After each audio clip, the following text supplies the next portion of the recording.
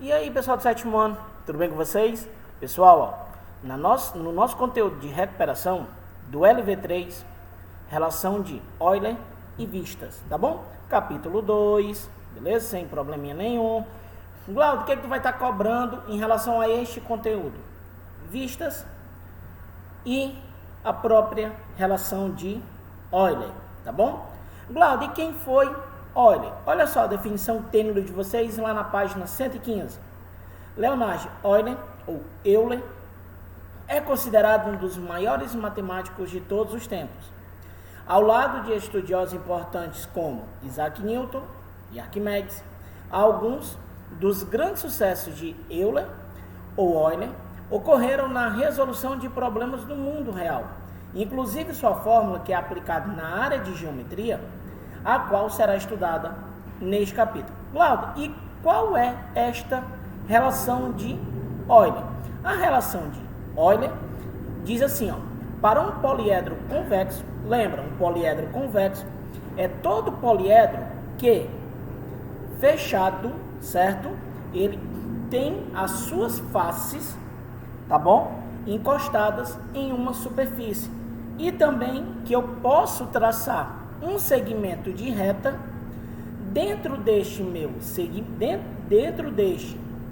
poliedro, e este segmento fica todo contido dentro do sólido. Se eu pegar um exemplo básico, um hexaedro, um cubo, um dado, e ligar dois vértices opostos, certo? Vou traçar uma diagonal. E essa diagonal vai ficar toda contida dentro da figura. Ela, em nenhum momento, ela tem uma parte dela fora. E o que é essa relação de Euler? Lembra disso, ó. O meu sólido geométrico, todo e qualquer sólido geométrico, ele tem três elementos. Tem faces, vértices e arestas. Vamos lá fazer uma revisão básica. O que são as faces? São as frentes. São todas as frentes que compõem aquela figura. As arestas são todas as linhas ou todos os cantos, certo? E os vértices é os encontros de todas as arestas, ou seja, as pontas das figuras. Agora, cuidado. Se a sua figura ela estiver planificada, certo? Ou seja, eu tenho uma figura montada, um hexaedro. Quando eu planificar, ou seja, quando eu abrir toda a figura, vai diferenciar, vai aumentar o número de arestas e aumenta o número de vértices. Claro, por que que aumenta e quando a minha figura está montada diminui? Porque, pessoal, ó, quando eu estou montando a figura, duas arestas vão fazer apenas uma. Três vértices vão fazer apenas um. Tá bom? Ah, até basta dividir para 2? Não. Tá bom? Então, vamos lá. Ó. Lembrando que a gente vai classificar o vértice de V, as arestas, vamos chamar elas de A, e as faces, vamos chamar elas de F. E qual é esta famosa relação? Página 116 do livro de vocês diz o seguinte, ó, que V mais F é igual a A mais 2. V de vértices, F de faces e A de arestas. Você substitui, tá bom? Os valores que a questão vai estar ali passando. Glauder, geralmente como é que vai vir? Vamos lá. A questão vai estar te passando dois valores, sejam eles faces, arestas, faces, vértices ou arestas e faces, e vai pedir para você calcular o terceiro elemento. E você vai calcular esse terceiro elemento fazendo a substituição dos números nesta relação. Resumindo, você vai pegar seus valores e vai transformar esta relação que você está vendo, V mais F igual a A mais 2, em uma equação do primeiro grau. Ou seja, eu vou isolar a minha letra que não tenho, que é o valor que eu vou ter que procurar ela, certo? Vou ter que encontrar este valor e fazer contas de adição ou em uma subtração, tá bom? Vamos lá para um exemplo, olha só.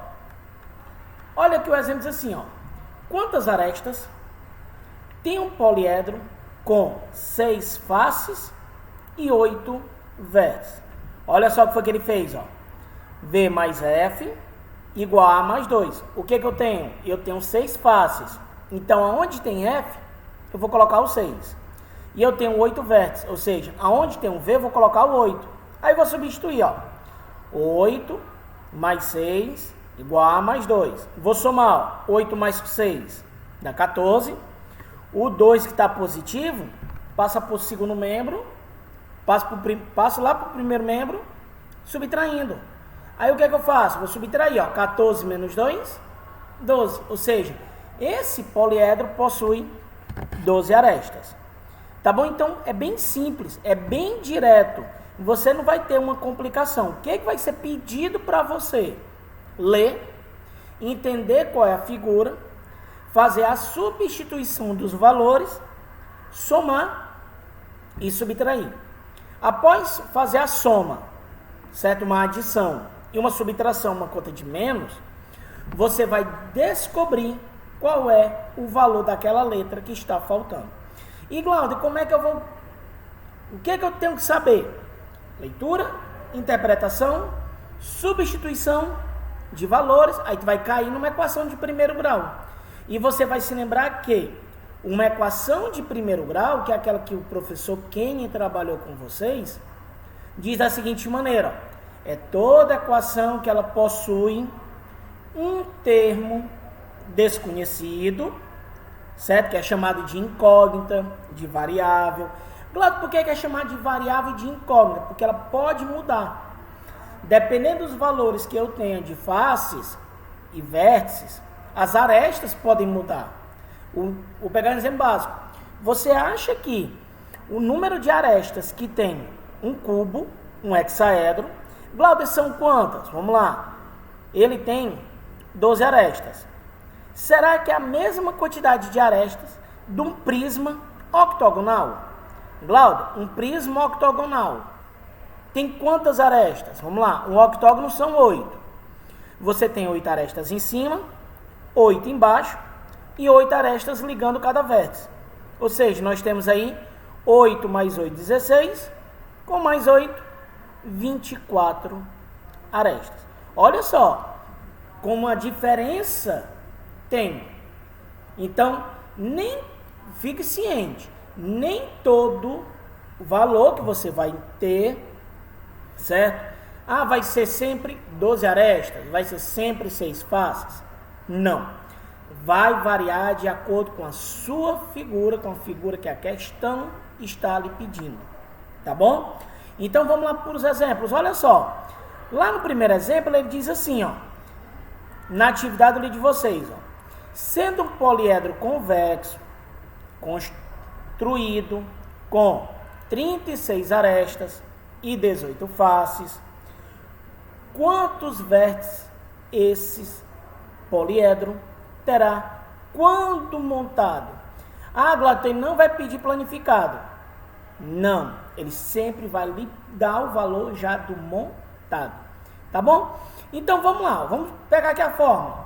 Olha só, V mais F igual a mais 2. Vou substituir os valores que eu tenho, vamos lá.